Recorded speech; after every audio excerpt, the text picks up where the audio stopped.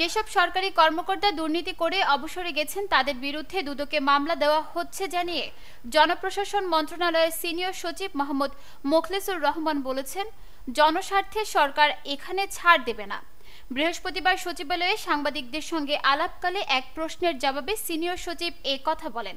Senior সচিব বলেন, যারা অবসরে চলে গেছেন কিন্তু সার্ভিসে অনেকের নামে কোটি কোটি টাকার অভিযোগ রয়েছে, অবসরে যাওয়ার পরও ফলো আপ হচ্ছে। জনস্বার্থে সরকার এখানে ছাড় দেবে না।